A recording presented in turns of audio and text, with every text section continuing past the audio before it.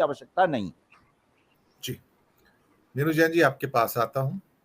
जो अखिल स्वामी जी ने कहा सर्वथा उचित है, और बाकी दिनेश जी ने और आलोक जी ने कहा कि वो बिंदु भी बहुत महत्वपूर्ण है। फॉर्मिडेबलनेस आ रहा है, इसमें कोई शक वाली बात नहीं है। भारतीय जनता पार्टी और मोदी के लिए ये कल्पना करना कि मेरे सामने 2014 और 19 के बाद कोई खड़ा हो सकता है, ये उनकी कल्पनाशीलता में भी नहीं है। मैं आपको बताऊं, वो इस बात की कल्पना भी नहीं करते कि हमारे सामने कोई व्यक्ति खड़ा होकर हमें चुनौती दे सकता है। ये उनकी प्रॉब्लम है। दरअसल ये अंदर से कमजोर है, और इन्होंने उन परिस्थितियों का फायदा उठाया कि जहां पर हिंदुस्तान की राजनीति में एक वैक्यूम था, और ये उसका फायदा उठाकर चले गए, क्योंकि सामने कोई सशक्त विपक्ष नहीं था। विपक्ष अगर सशक्त होता तो स्थितियां नहीं बनती थी। लेकिन ये रण तो भीषण होगा, क्योंकि 75 सालों में सबसे बड़ा रण यही है। मैंने इतना क्लोज फाइट पहले कभी देखा नहीं है। इसलिए सत्ता जाती हो तो परेशानी तो होती है, क्योंकि शहनशाह को महलों में रहने की आदत लग गई है ना।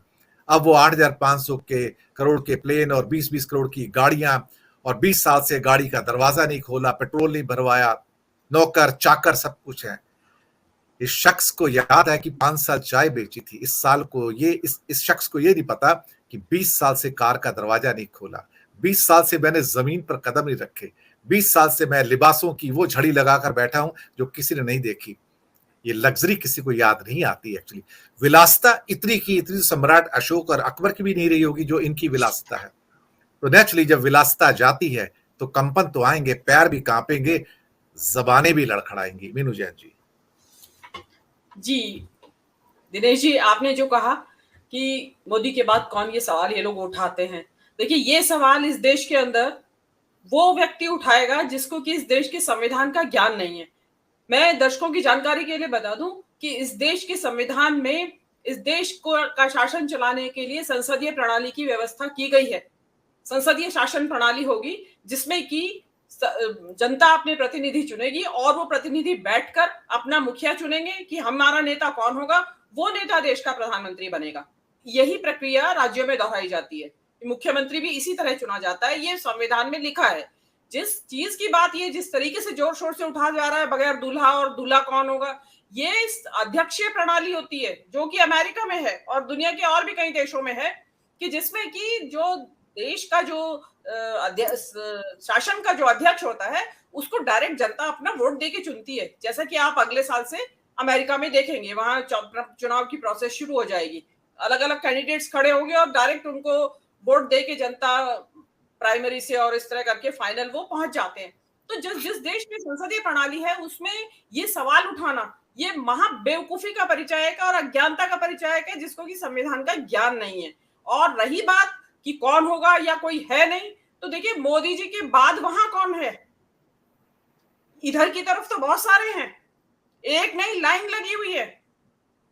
वहां 11 मुख्यमंत्री आए हुए हैं इंडिया की बैठक में। आज बम्बई में 11 मुख्यमंत्री हो रखे, तो मुख्यमंत्री भी और कम अनुभवी मुख्यमंत्री नहीं है।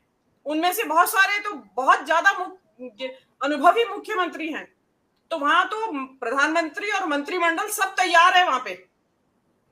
ये तो तुम्हारे भागने की यहाँ से जरूरत है, वो टेक ओवर कर लेंगे, बड़े आराम से कर लेंगे। बहुत गहरा अनुभव है शासन प्रशासन का उनको।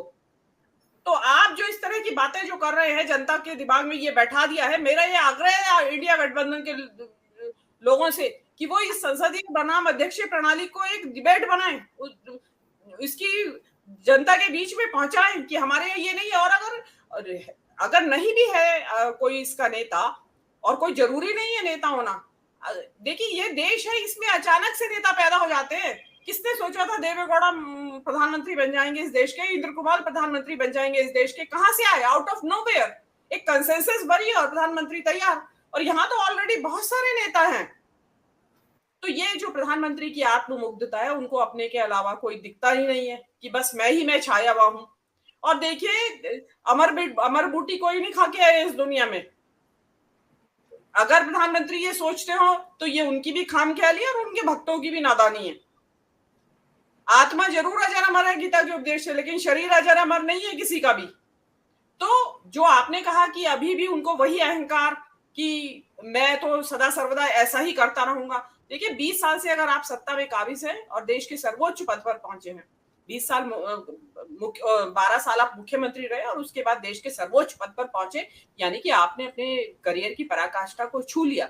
तो संस्कृत में एक श्लोक है कि भवन्ति नम्रा तरवा फलोद्गमई, कि फलों से लद जाने के बाद पेड़ झुक जाता है वृक्ष, लेकिन यहां तो फल लदे हुए हैं वृक्ष के ऊपर, लेकिन फिर भी तन के खड़ा हुआ है।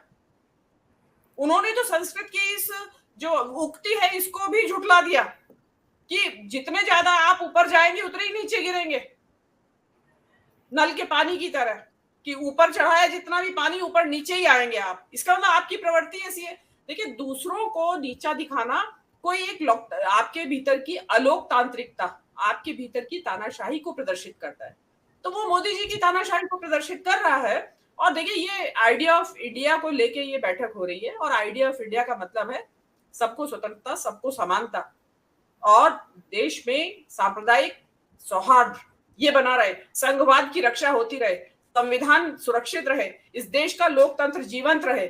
ये है आइडिया ऑफ इंडिया। और इसी को लेके ये जो आइडिया ऑफ इंडिया के लोग हैं, जो इंडिया गठबंधन के लोग वहां इकट्ठे हुए हैं, वी होप सो कि कल तक कोई बहुत कॉन्क्रीट प्रोग्राम निकल के आएगा और बौखलाहट बढ़ेगी, और हो सकता है वो G20 में से पहले कुछ बोलने की प्रतिज्ञा मोदी को और उनकी टीम को तोड़नी पड़े और वो बकवास करना शुरू कर दे G20 से पहले ही। जी सुनील जी, आपके पास आता है।